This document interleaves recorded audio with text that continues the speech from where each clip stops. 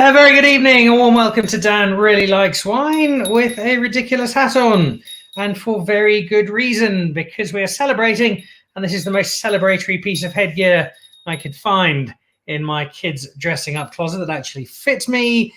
And we're celebrating a lot today. We're celebrating a wine estate. This hat is not going to last. We've been celebrating a wine estate that has been in its own family for 101 years now. The century bought up and already kicking off to the next 100.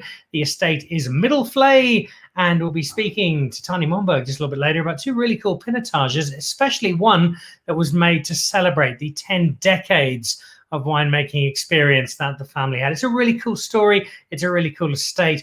And there's some great wine as well. So really nice to look forward to. And the added bonus of having a look at pinotage, which I think is in a really interesting space in South Africa at the moment. But the main reason that I'm wearing this hat, I'm going to take it off shortly because it's annoying me immensely, but I have to wear it because we have to celebrate, because today we head over to England, where we find a rather homesick South African who can't manage to get a plane, a bus, a boat, or a camel train back to Stellenbosch to his home of Jordan Wine Estate. So he's at his other home in Sussex, which in itself has got a very interesting wine story. But Gary Jordan is celebrating his birthday today. So Gary Jordan, a very warm welcome to Dan Really Likes Wine, and happy birthday. Thanks, Dan. Really great to be here with you today and celebrating through this fantastic English summer we've been having. Yes, indeed. I've been watching Kevin Peterson on social media, his first ever summer in England, not playing cricket, just having holidays, and posting photos of blue skies and sunshine. And unfortunately, lots of English people without their shirts on, which is always a slightly disquieting sight. But it does seem to be a really good summer. As good as it is, though, I'm not sure it's entirely taken the sting out of your own quarantine, because instead of being in Stellenbosch and back on the estate at all, you've been marooned back in England. Yeah, exactly. And it's been an interesting time because the way that the UK and Europe in general have looked on the wine regions of the world and looked at wine as being part of culture and a job creator, I think so our own government haven't done exactly the same. And there have been two very different schools of thought there. And yet it's been good to be here in many ways, because we've led up to what we did today was break ground on a distillery and winery that we're building in Sussex. So that's something to do. Well, that's a great way to celebrate your birthday. With no insult intended to your 35th birthday, I'm going to remove this ridiculous hat and get rid of it and start, because we've got some of your fabulous Jordan wine to talk about. But I want to kick off with a conversation about Sussex, because you've got this project. Wine and England are not something we often think about in the same space, but in the last few years, the English wine industry has really been coming along, particularly with bubbles and some white wine and some not just decent, but actually some very good examples of both. Talk to us about your project, how it fits in with the greater Jordan Empire, and what we can expect now that you've got it underway. Well, we're tackling climate change on both continents, because in Stellenbosch, we're planting this ancient Greek variety of Certico.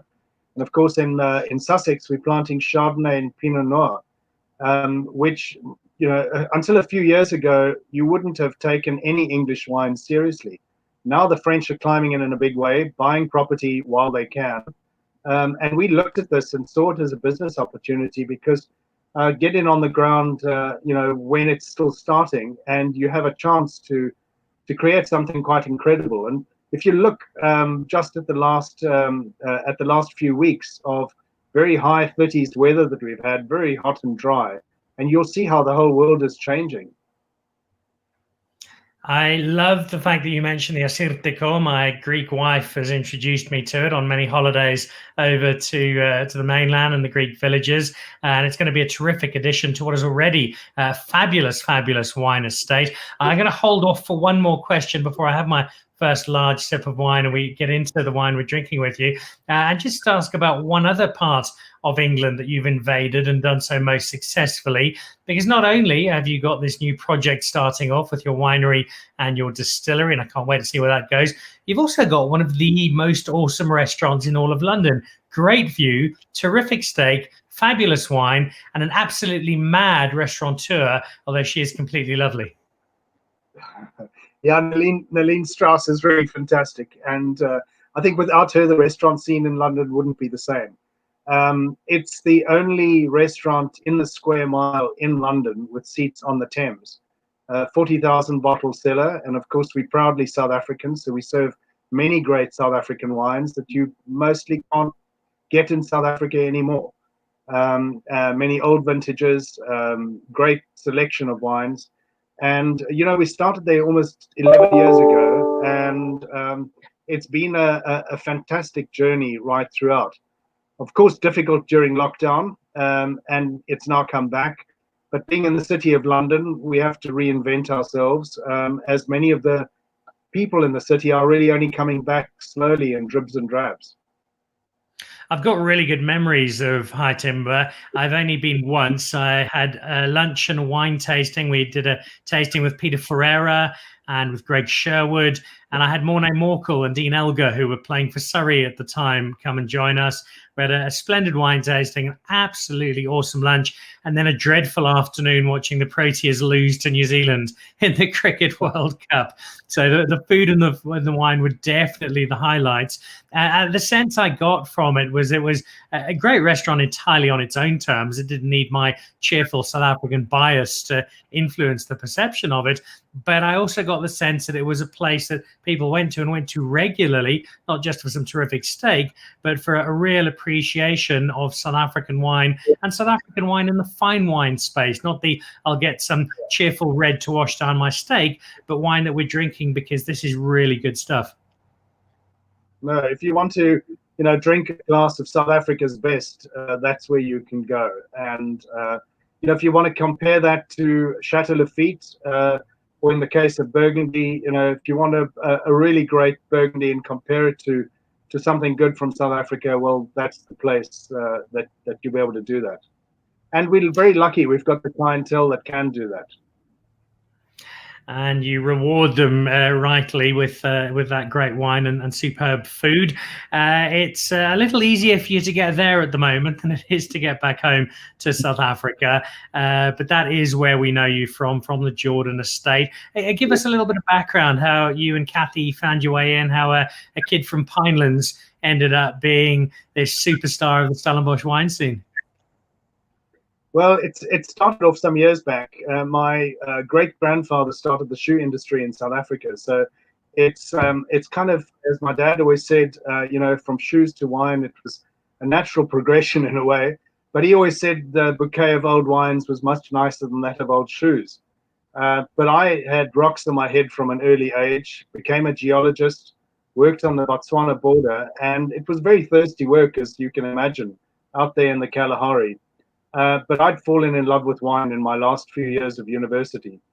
And the opportunity came of buying this very derelict farm in Stellenbosch. You know, nowadays we pay more for our annual cork purchase than what we actually paid for the property at the time. But very much like Mouse Hall, this medieval farm that we've got in the UK that we are now developing, started off in the same sort of way, but replanting everything, and luckily at the same time when virus-free plant material was available. So started planting in 1982, only made our first wines in 1993 because by then I'd met Kathy, taught her to drink. She was still at school, actually, at high school. And then the two of us, just straight after we got married many years later, we went to UC Davis in California, which is where we did the master's program in winemaking and never looked back. It's a wonderful story, and I love the way that the two of you have done this together. There's a very romantic edge to the Jordan story, and wonderfully so. The history goes beyond just you guys arriving, taking over, and starting off what is now the Jordan brand. You're very aware of the area as a whole, of Stellenbosch's history and heritage, and that links rather nicely into our first wine, which is the Inspector Peringuet Chenin Blanc. Tell us who Inspector Peringuet actually was. Well, without being too technical, you know, in the 1850s, vines started to die in Europe, and people didn't know what was causing it. And ultimately, they found this little plant louse on the roots of the vines. We're now killing all these vines, and they were dying, you know, in every country that had planted vines, particularly in France. And the British government at the time brought out this young Frenchman, Louis Albert Perringuet, brought him to South Africa and gave him this really long title, Inspector General of Vineyards at the Cape. And it was his task to inspect all the vineyards, decide whether there was any phylloxera there, but in advance of that, actually bring out rootstocks to be able to graft these vines on. And ultimately, 30 years after phylloxera was discovered in Europe, he actually discovered it in the Cape, where the present-day Groote Schuur Hospital is. And of course, driving into, or in those days, going on an ox cart into Stellenbosch, he would come straight over Jordan Wine Estate. It's the only road that was going into Stellenbosch, and would be, you know, I suppose, loved and hated by the wine industry, because he would be able to dig up your vines, and if they found phylloxera, he would be burning everything. But it was because of him that he brought out these clones of Chenin Blanc, of various other grape varieties that we all know today. And that was the sort of start of the scene of modern day South African winemaking, bringing out these amazing clones of vines. And this particular wine honors him because, you know, when you go into Stellenbosch, and just as you're going in, before you get to Stellenbosch station, there's a massive granite boulder on the side. And there's a plaque that until recently was on there that said, Louis Albert Perringuet, who saved South Africa from phylloxera and also discovered the antiquity of man coming from Stellenbosch. And one of the interesting things is, as he came in, you find all these stone tools all over this part of Stellenbosch. I'm pretty sure that the Mombergs have some of these on their farm as well, because that particular site is really close to them. And these old Stone Age hand axes, Louis Albert Perringuet found a particular interest in, and thought that these were, you know, of early Stone Age, so quite different to the locals who had thought these are San or Bushman origin. So dated them back to 500,000 years ago. And the interesting thing was that it was only many years after he died, they called early Stone Age then Stellenbosch man, and he was proved correct. And obviously they found many sites all over Southern Africa, and it became a Culian. It's a terrific story. The other story I love that you don't mention there about Mr. Perringuet is that when he first got to the Cape in the 1850s, he shared a room in what was then the centre of Cape Town with a first-year wine student called Ken Forrester, and they got on famously. So another element of that Louis Perringuet story. You've given the name to this Chenin Blanc. First time I drank this Chenin Blanc was actually one of the airline lounges at OR Tambo. Absolutely loved it, and then got hold of a fair amount more. This is my very last bottle, so bittersweet opening it. Can't wait to be drinking it, but very sad that it's got about a 40-minute shelf life, because that's how long it tends to last, because it's really, really good. A 5-star platter Chenin. What I particularly love about drinking this one now, 2016, so it's just got a little bit of extra bottle aging to it, and taking an already fabulous wine and just adding that other dimension to it. Yeah, so we do a little bit of a James Bond method to make it. It's barrel fermented in older barrels, because we find Chenin Blanc in this sort of style doesn't really love a lot of new oak, so it goes into some old Chardonnay barrels.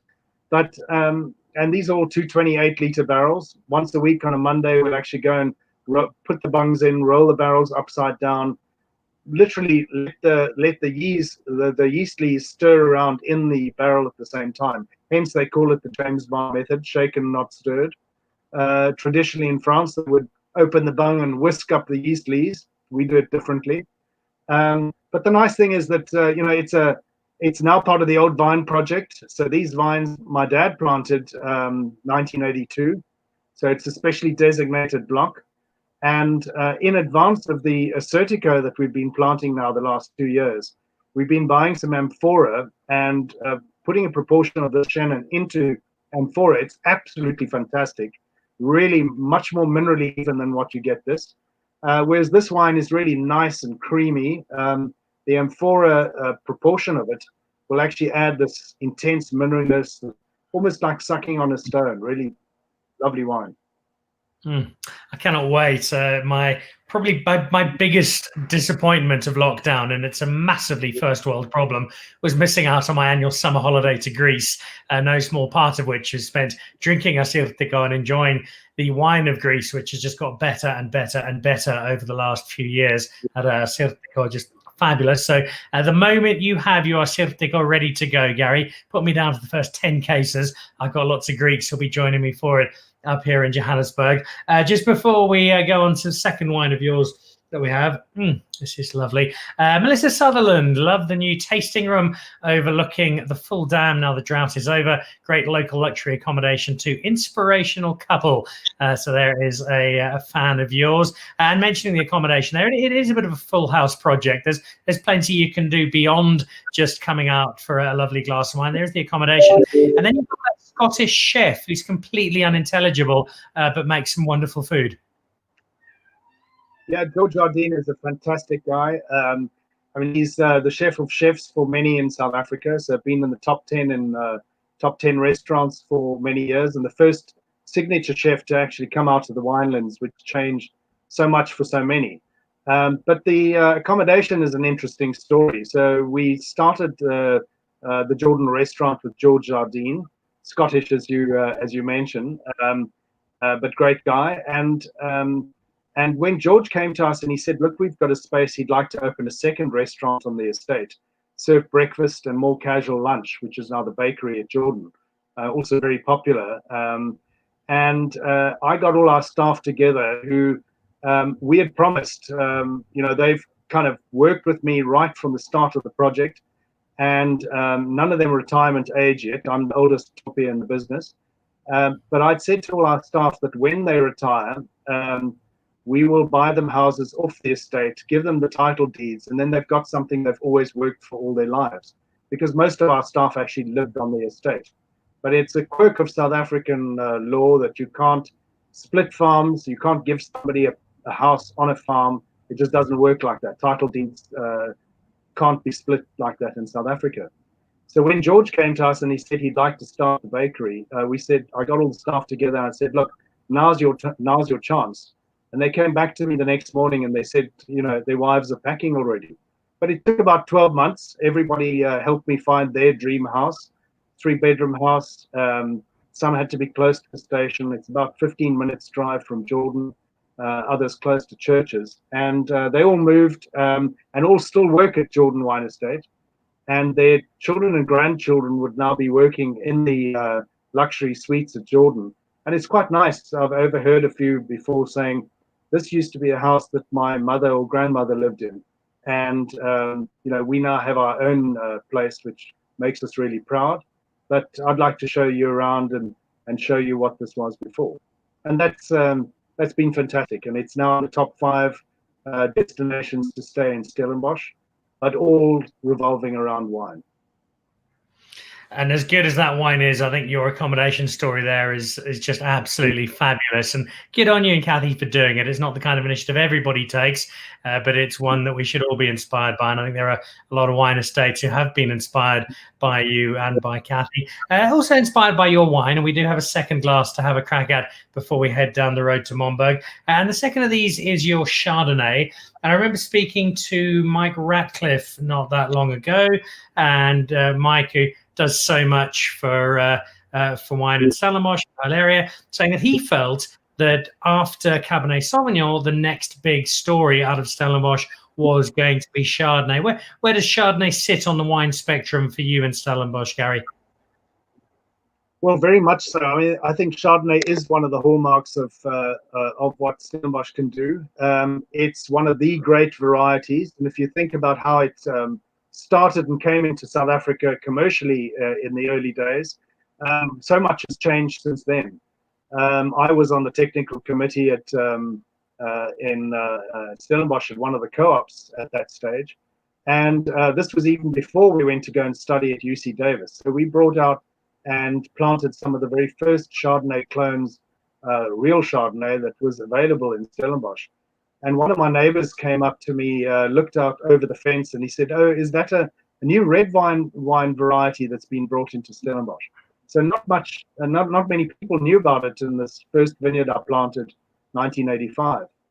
But so much has changed since then, and many of the clones coming out from Burgundy, the home of really great Chardonnay in Europe.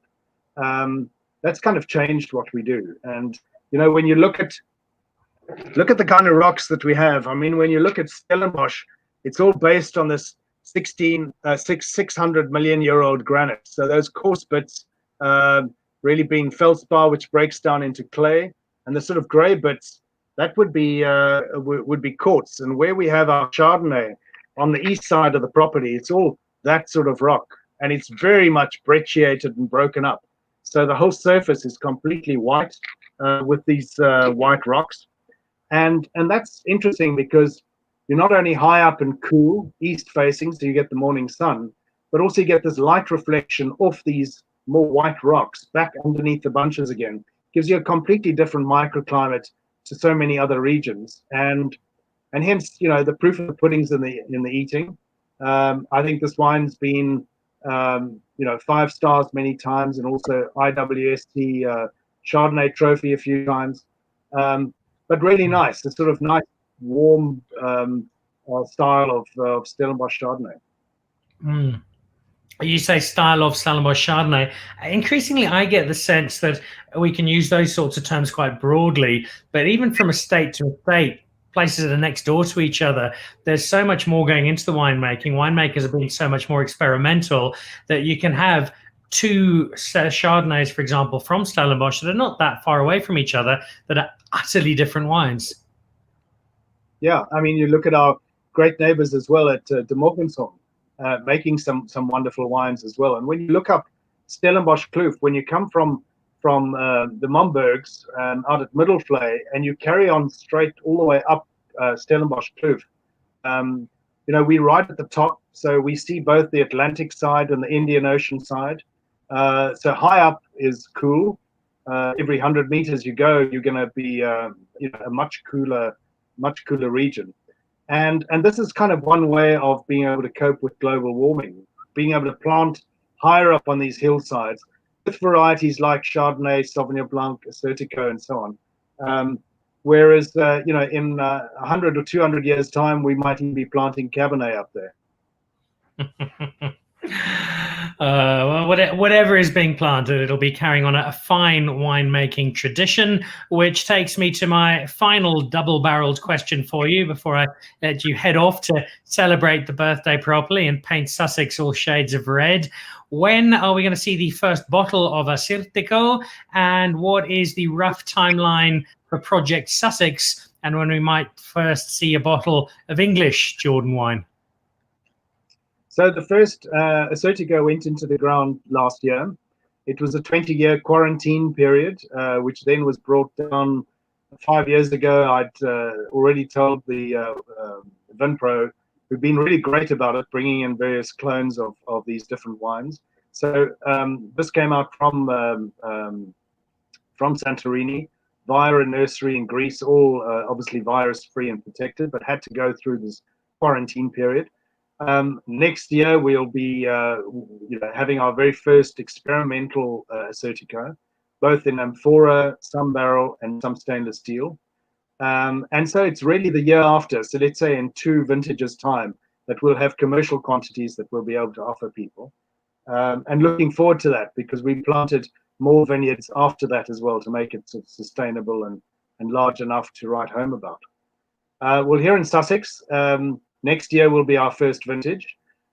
We've in the process of building the winery. The builders arrived today, and we have these few projects on the ground. So they're going to continue with the distillery and the winery. So we're not only planting Chardonnay and Pinot Noir here, and want to make some great still wines from that as well, but we've also got lots of junipers and various other saffron and other things that would grow naturally in the UK. And that's going to be used for the distillery side as well. So interesting projects. I am not sure that I'll be able to make a Chardonnay in Sussex, the way we do our 9-yard Chardonnay, or even this barrel fermented wine. That may take another couple of 100 years of global warming. But anyway, I look forward to it and look forward to sharing the first Acertico with you. Oh, I am very, very, very excited, Gary Jordan. Thank you so much. It's obviously sorry not to have you here in South Africa, but I think Sussex needed a gap to be filled once Meghan and Harry had left. And I think you and Kathy formed the perfect alternative to that, the new Sussexes. Have fun making that wine. Hope we get to see you back soon when the flights do open. And just genuinely excited to see how both the Acertico project and the English project play out. Thanks, Dan, and keep drinking South African wine. So great.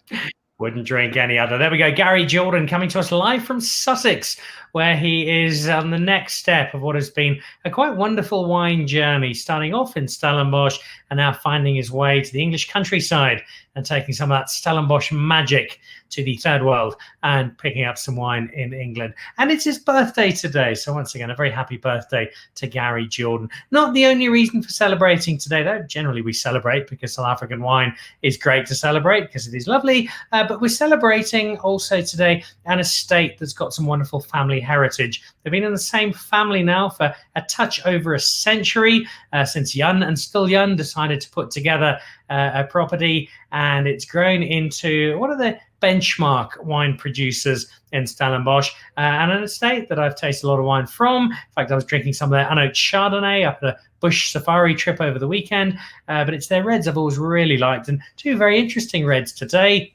They both bring into play Pinotage, which is a grape that's generating so many interesting conversations at the moment. So let's have an interesting conversation of our own and head over to Middelvlei and say a very good evening to Tiny Momberg. Hello, Dan. How are you? I'm extremely well. Thank you for joining us. Before we get going at all, I know we're drinking the red wine together, but I did want to let you know that I had some unoaked Chardonnay over the weekend. I was away at a safari lodge, and it was fantastic. So it warmed me up very nicely. Dan, I cannot hear you. The sound is really bad. We seem to be having an issue with it a little earlier, so I'll ask my producer Ronaldo to see if he can get that sound fixed up and see what our issue is there with Tiny. The plan, while we try and get Tiny fixed up, is that we're going to be drinking some of the pre-run as well as some of the Momberg. There we go. This is the one that's really special. This is the one that celebrates the 100-odd years. So we're just trying to we did have one or two issues a little earlier with Tiny and his sound. So we'll see if we can get that picked up and sorted out on the back of that fabulous conversation with Gary Jordan, who's flying that South African flag very high and very proud, both in Sussex at Mouse Hall and in London itself with High Timber. What a great little restaurant that is turning out to be. I know Ronaldo, my producer, is trying to get that sound issue sorted out as we speak. While that happens, a few things to throw forward to. Where are we? We're on Monday. Thursday, we're going to be doing something really special with Cabernet Sauvignon. With the guys from Oldenburg, from Bartney, and from Delagraaf ahead of International Cabernet Sauvignon Day. And you want to watch that one, not just for some great winemakers and some really interesting stories about wine and the grape in particular, but also for some of the competitions and the deals that will be up and running. You can have a holiday in the winelands thanks to those three producers, and Dan really likes wine. We've also got coming up in the next little while the opportunity to try out some terrific wine from the Franschhoek area. We're going to be doing something special with Syrah ahead of National Heritage Day, and we'll also be trying out the new wine of Duncan Savage, which we're hoping to see shortly. So just seeing if Ronaldo can get us sorted out there with Team Momberg. And we were just having a few issues of feedback and a little bit of echo. And while they do that, one last mouthful of that really good Chardonnay. You probably know the 9 Yards Chardonnay best out of the Jordan wines. But that barrel fermented Chardonnay also really good. And it's got the creaminess you'd expect from a slightly warmer climate Chardonnay, but not overwhelmingly so. Some can get just a little bit too much, and you feel like you've landed in a vat at a dairy farm. That's got a nice balance. You've still got the fruit coming through, and there's a lovely gliding elegance to it. And as with both of these wines we've had from Jordan, the Perringuet being a 4-year-old white, the Chardonnay being a 3, just that little bit of time in bottle. I know it's not always possible, and not every wine needs that time. Look at the wine we tasted from Martin Lamprecht from Maras last Thursday. His wine is made to be drunk in the first couple of years, and it's very important to have wine in that space. For some of the more structured, the more nuanced, the more complex white wines, then a few years certainly doesn't hurt in terms of developing what you're getting on both nose, but more importantly, palate as well. Ronaldo is working furiously behind the scenes to see if we can get Tiny up and running. And I think we're going to have another crack. Let's see. Tiny, can you hear me loud and clear now? I can hear you now on the cell phone, yes, yeah. There we go. So it's probably that Commodore 64 of yours, Tiny, that will need to get upgraded for next time. But I'm really glad we've got you, and a warm welcome. I was saying just before we had to double check the sound that I had some of your wine over the weekend. I was out at a game lodge out at Safari Plains in Limpopo, and they had some of your unoaked Chardonnay on the menu, and it went down particularly well after a long day out chasing animals around the plains. Well, thanks. Good to hear that. It's not the white wine that we're drinking tonight, though. It is some of your red, and some fantastic red, and I'm very excited about them. But I'd like to, before we go into the wines themselves, go into a little bit of history, because just as Gary Jordan was able to tell us some terrific stories about the Jordan estate, so the Momberg family and Middelvlei has got years and years of history. In fact, we're going back, I think, 101 years, if I'm exact, to, was it Jan and still Jan who decided to get into the wine business? No, it was actually their dad that got into the business in 1919, and my granddad, and he asked his brother to come into the business as well. And then the two cousins took over, and then my dad bought out one of the cousins, and he bought Netlingshof, and my dad stayed on in Middelvlei, and that was in the 60s, around there. So it's a real family business. You're not part of any greater behemoth. I get a real sense that it's just all about the Momberg family working together and looking after, curating, and producing fabulous wine, and carrying on this great family name. Yeah, we try our best. We've been in the business for quite a while, and it's still a family business, so we try our best. It's a family business to make some terrific wine. I spent some time with your much older brother Ben at the Pick and Pay Wine Festival. I think it was last year. We had a couple of great glasses and enjoyed them together. The wine we've got today, the highlight is very much the Momberg, and the story of that. We'll go back to some of the history in a moment. But what I really like about it is it's a Cape blend, so it's got that third of Pinotage, and the wine we're preceding it with is a Pinotage itself. Before we try this wine, just the story of Pinotage in South Africa. We all know it went through a run where it was getting very nasty press around the world. People weren't too polite about it, and perhaps some of that criticism wasn't entirely unjustified. There could be a slightly one-dimensional feel to some of our Pinotage. But I'm really getting the sense that Pinotage has turned a corner of sorts, Tiny, that they're not just a greater range of style, but whatever those styles are, they're being made with a lot more care, with a lot more precision. And we're getting some Pinotage that is really starting to do justice across the board to South Africa's own grape. Yeah, it's true. We had some very bad press a couple of years ago, a lot of years ago. And but since then, a lot of changed. You've got your icons like Canoncorp. You've got all different styles of Pinotage in South Africa now, and I think really it's a cultivar that's really moved up the ladder the last couple of years. The first of the ones that we're going to taste with you, the first wine we're going to taste with you, is the Free Run Pinotage. So there we go. It almost sounds like the label you'd give to organic chickens, Tiny. We've got free run chickens. These are free run grapes, and that refers not to the fact that your grapes are running around happily in the vineyards, but the way you make it. It's very old school. There's a lot of tradition to it. Talk us through this method and why it's so important to you. Well, a lot of people think the vineyard is in a little camp and it's not, cannot run around like chickens, but it's not. It's the free run Pinotage. We don't use any pressed juice in our Pinotage. We ferment this Pinotage only for 3 days. It's Pinotage is a very quick fermenter. So 3 days we work it as hard as possible, and then at 6 bottling we take it off the skins.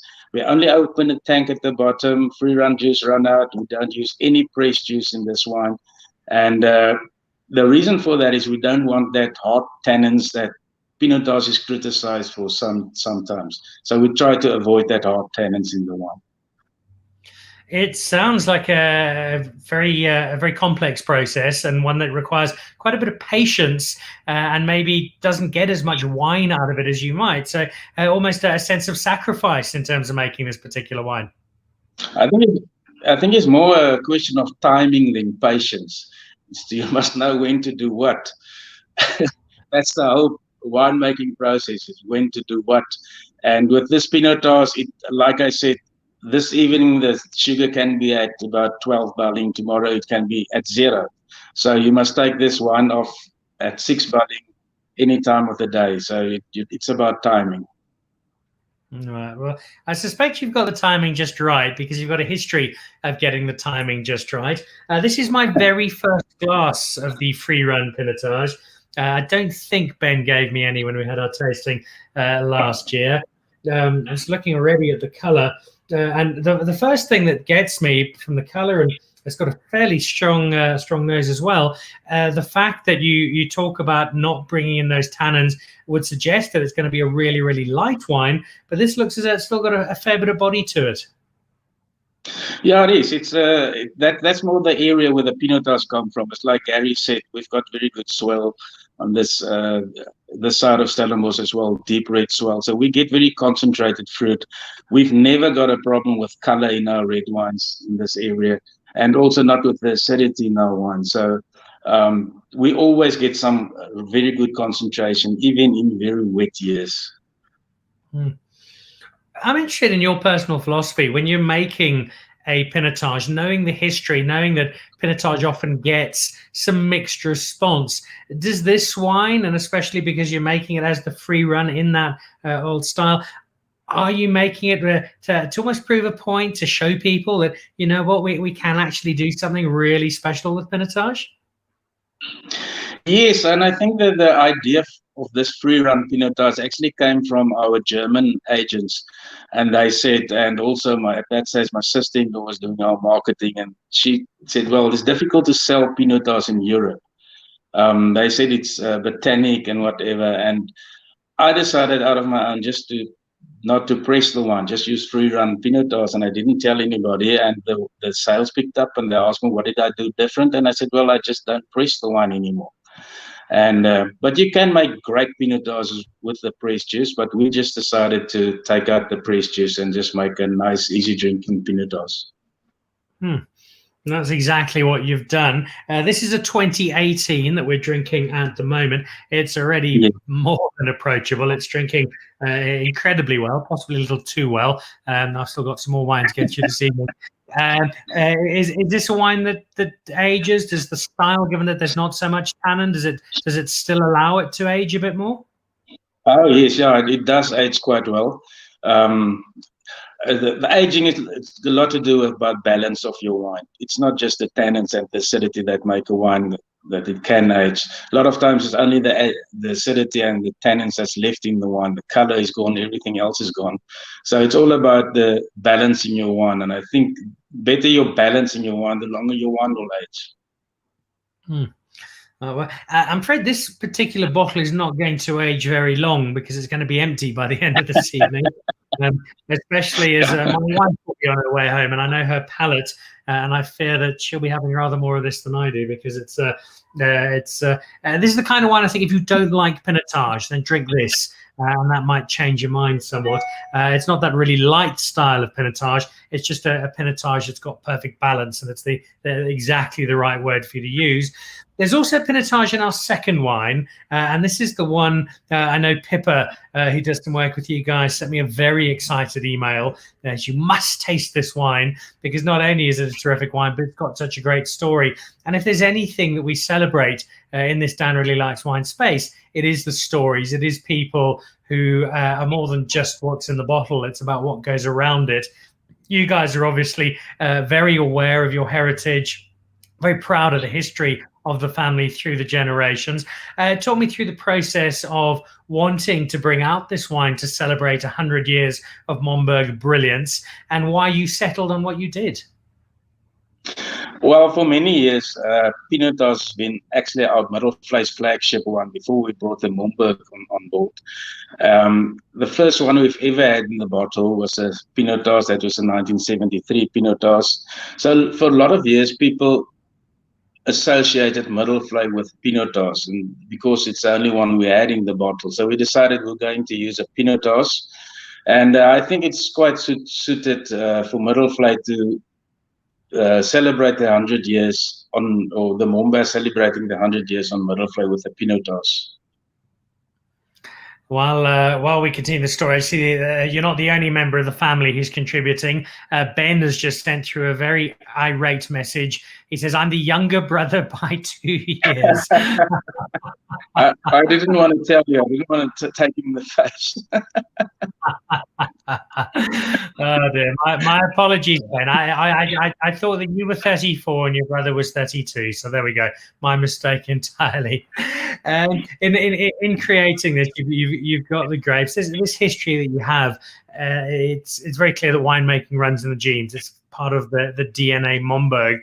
And so when I drink this glass, as I'm about to, it's not just the 3 years since it went into bottle in 2017, but it is the 98 years beforehand, which has sculpted the story that is the Mombergs at Middelvlei.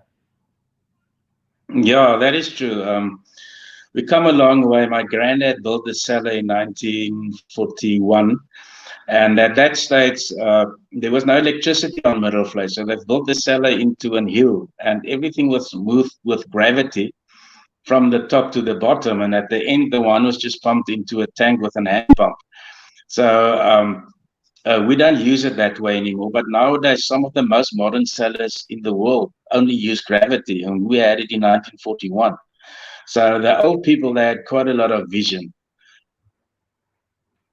And it's a vision that's now through to the new generation of yourself and Ben. Before I have my glass of Momberg, which is watching me and saying, "Come and get me." 100 years, you've been a big part of that story. What's your favorite memory from Middelvlei? What's been the one, if you look back over your time in this family business, what says to you, this was the best moment, this was the best Momberg memory? Yeah, there's so many. Family memories, there's too much, but wine memories, there's maybe 1997 when we won the General Smuts Trophy. That was for me a personal highlight, because I just took over as winemaker a few years earlier.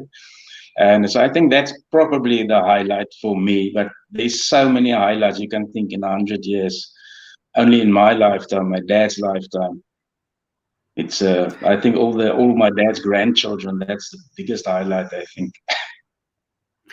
Which speaks to an estate and a family for whom that family is so important. Amanda de Klerk, echoing what we've been saying, Middelvlei Wine Estate has been a dedicated family affair since 1919, something truly remarkable and something to celebrate. Indeed it is, and that's exactly why we're raising some glasses today. I see Francois Bunzer, just very simple, lekker Middelvlei. I think there are a lot of people who echo that sentiment. And Ben Momberg explaining why he's maybe looking just a little rough around the edges, just a lot of gravel road as a marketer. I see in Ben's profile picture, proudly Pinotage is the hashtag. Well, let's get into the Pinotage-led blend then. This is the Momberg. This is a celebration. Really looking forward to this. Yeah. Ooh, that's lovely, Tony. It's very soft. It's very, very user friendly. A lot of vanilla flavors. There was a lot more American oak used in this one. Yeah, it's just a very, very nice. I think this is what the Momba family is trying to present out there, and this is this easy drinking, well-made, soft wine. And you've delivered on exactly that. How much pressure was there on you as the winemaker, though, when you decided, right, we're going to make the wine to celebrate 100 years, and you've got to pull off something that pays tribute and delivers a really apt celebration of a century of winemaking? Well, I don't think it's a lot of pressure. You do winemaking every year, and it's not just a job; it's a hobby. It's something that I really enjoy, putting wines together. That's what I've done today. I've made up blends for our Momberg 2019 blends, and I've actually been doing it now for a week. And every day I'd make up my blends, make up my mind, and then the next day I'll come back and try and do it again and play around with the wines. Like today on a Monday, you're not supposed to work too hard on a Monday. So I've made up blends today. And it's clearly a job you relish, clearly one you're extremely good at and one that you have an awful lot of fun with. You've passed the 100 mark. It's kind of like a cricketer. You've pushed the single out to cover. You've scampered through. You've raised your bat. Now you've got to regather and move on to the next 100 because your team still needs a big innings. What's next for Middelvlei? What have you, Ben, and the family got on the horizon? Where would you like to see the next decade or so taking you? Well, first of all, we first want to survive this Corona thing, and that'll be quite a challenge. But so far, we've got a few plans that we want to do. And we've been taking over the marketing now, the last year, whatever, is quite well. And just you have to come up with new ideas, and I'll have to come up with new wines and just never stop dreaming. And never stop creating more chapters of this terrific family story. It's been an absolute treat drinking both of these. And I think, again, I said so earlier, but if you've got a question mark over Pinotage, then both the free run in its own and the Pinotage within this Cape blend and the Momberg could just sway your opinion just a little. Final one for you, Danny, before we let you go. More broadly speaking, in terms of South African wine, we spoke to Gary earlier talking about his Assyrtiko coming in and the things that they're changing. What do you see as being the South African wine story over the next 5 years? How might things change? What do you think as wine drinkers we've really got to look forward to from South Africa? Well, I think first of all, we must try to get our prices up in Europe. We in Europe at very low prices, South African wine. There's some icon wines that's up there at very good prices, but the world still see us as a low-priced wine, and we produce quality that can stand up to the best in the world. And we've been in the market at low prices for too long. And if you take Australia and South America and all that countries, we are quite far behind. There's a lot of marketing work to be done in Europe, especially in Europe, yes. It is a collective challenge. I think it's one that is being met, and a lot of the conversations we've had through the course of lockdown, we've spoken to a lot of people in the UK, and I think perceptions are shifting. But on terms of those price points, there certainly is a way to go. But if we're making wine like this, then we should be okay. Final few thumbs up for you there, Tiny. Douglas van Reenen saying, proud of Tiny and brothers and the whole Middelvlei people. Thank you, Douglas. Thank you for watching. And Paula Barrett. My favorite Stellenbosch estate, says Paula. Superb wines and very friendly staff. So you've got a lot of fans out there, a lot of people enjoying the wine. But what I love about all of these comments is that they don't just reference the wine, Tiny, they reference the people at Middelvlei, whether it's you and the family or the people who work for you. And I suspect that means just as much to you as the comments on the wine itself. Thanks a lot. Thanks, Dan. So there we go. Tony Momberg, part of Team Momberg with his brother Ben, who produced some great Stellenbosch wine. In the case of today, the free run Pinotage, which is notable both because of the free run manner in which they make it, and also because it's just really nice. And the Momberg celebrating that century of wine with Team Middelvlei. So big thank you to Tony and to the Momberg team, and to Pippa from On The Mark for setting that one up for us, and to Gary Jordan celebrating his birthday in Sussex as he breaks ground on the winery and the distillery at Mousehole. That's his property down in Sussex, while he has to watch from afar developments at his home back in Stellenbosch and the Jordan wine estate there, tasting his Chenin and his Chardonnay and getting 2 delights from there as well. One last comment coming in there, Barry Cock, love the people behind Middelvlei. Well, I think that conversation with Tiny showed you exactly why. Down to earth, happy, smiling, and making terrific wine. So that does it for today. Come Thursday, I might not be in the cellar. I might be at David Higgs's house. The chef, David and I are doing some dinners this week for some clients. He's doing the food, I'm doing the wine. So I could well be there. But whether I'm there or here, we'll be talking Cabernet Sauvignon, and in particular the Bunhook Valley. We've got some cab from Bartney, some cab from Delagrave, and some cab from Oldenburg to look forward to, and also a little competition. And then if we throw forward to next week, I think we've got the new wines from Duncan Savage next Monday. So there's that to look forward to as well. In the interim, sales are now open. If you haven't been buying wine, do so. Restock those cellars. And if you're not already, make sure you're a member of the Smart Shopper Wine Club, the Pick and Pay Wine Club. Free to join. You get 3 times the Smart Shopper points, and you get yourself a great discount on a selection of wine each and every month. Thank you for joining us. Big thank you to Mr. Momberg. Big thank you to Mr. Jordan. And thank you to all of you for watching today. I really appreciate the time. Keep supporting South African wine, because as we say quite frequently on Dan Really Likes Wine, completely objectively, South Africa has the best wine in the world. Cheers.